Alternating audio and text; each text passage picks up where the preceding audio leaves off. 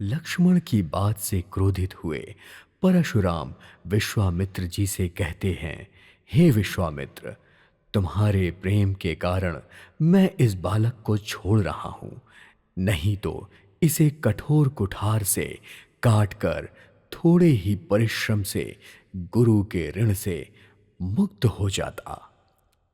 विश्वामित्र जी परशुराम जी की बातों पर मन ही मन हंसे और कहा, मुनि को सब जगह हार ही हार सूझ रहा है। सर्वत्र विजयी होने के कारण ये श्री राम लक्ष्मण को भी साधारण क्षत्रिय ही समझ रहे हैं। उन्हें नहीं पता वह फौलाद के बने हुए हैं। मुनि अब भी इनके प्रभाव को नहीं समझ पा रहे हैं।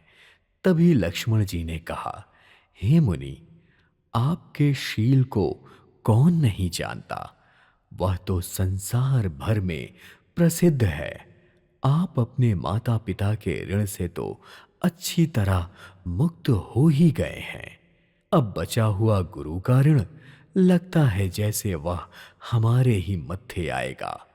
बहुत दिन बीत गए हैं, इसका ब्याज भी बहुत बढ़ गया होगा। अब किसी हिसाब करने वाले को बुला लीजिए, मैं तुरंत अपनी थैली खोलकर वह ब्याज भी दे दूं। लक्ष्मण जी के कड़वे वचन सुनकर परशुराम जी ने अपना कुठार संभाला तो सारी सभा हाय हाय करके पुकारने लगी। यह देखकर लक्ष्मण जी ने कहा, हे भृगुश्रेष्ठ, आप मुझे फरसा दिखा रहे हैं, पर हे राजाओं के शत्रु, मैं ब्राह्मण समझकर आपको बचा रहा हूं। आप अभी तक किसी बलवान वीर से नहीं मिले हैं। और इससे पहले कि लक्ष्मण जी कुछ बोले, श्री रघुनाथ जी ने इशारे से उनको रोक दिया। लक्ष्मण जी के उत्तर जो किसी आहुति के समान थे। उन्होंने परशुराम जी के क्रोध रूपी अग्नि को भड़का दिया। यह देखकर रघुकुल के सूर्य श्री रामचंद्र जी ने जल के समान उन्हें शांत करने वाले वचन बोले, हे नाथ, इस बालक पर कृपा कीजिए। इस सीधे और दूध मुहे बच्चे पर क्रोध ना करें। यदि आपका थोड़ा भी प्रभाव जानता तो क्या यह ना समझ आपकी बराबरी करता। बालक यदि कुछ चपलता भी करते हैं तो गुरु पिता और माता के समान मन में आनंद से भर जाते हैं। इसलिए आप इस पर छोटा बच्चा और सेवक जानकर कृपा कीजिए।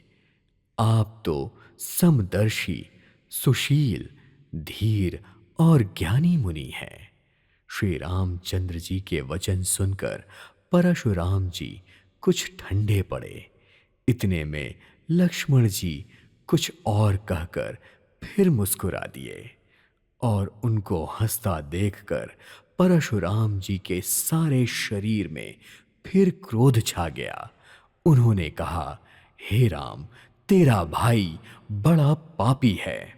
यह शरीर से गोरा पर हृदय का बहुत काला है। यह विषमुख है, दूध मुहा नहीं, स्वभाव से ही टेढ़ा है।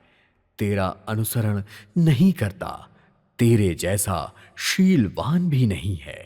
यह नीच मुझे काल के समान नहीं देखता। तो लक्ष्मण जी ने हंसकर कहा, हे मुनि, सुनिए, क्रोध पाप का मूल है। जिसके वश में होकर मनुष्य अनुचित कर्म कर बैठते हैं और विश्व भर का अहित करते हैं। हे मुनिराज, मैं तो आपका दास हूं। अब क्रोध त्याग कर दया कीजिए।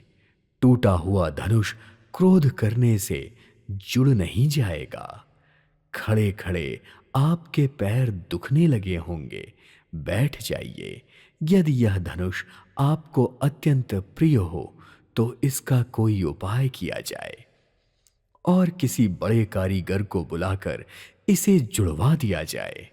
लक्ष्मण जी के बोलने से जनक जी भी डर जाते हैं और कहते हैं, बस अब चुप रहिए, इतना अनुचित बोलना अच्छा नहीं।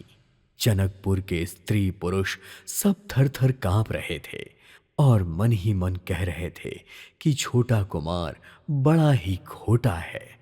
लक्ष्मण जी की निर्भय वाणी सुन सुनकर परशुराम जी का शरीर क्रोध से जला जा रहा था और उनका बल घट रहा था।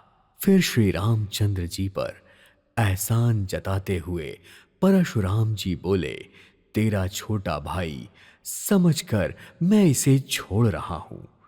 यह मन का मैला और शरीर से सुंदर है, जैसे विष के रस से भरा हुआ सोने का घड़ा। यह सुनकर लक्ष्मण जी फिर हंसे। तब श्री रामचंद्र जी ने तिरछी नजर से उनकी ओर देखा, जिससे लक्ष्मण जी सकुचा गए और विपरीत बोलना छोड़कर गुरु जी के पास चले गए।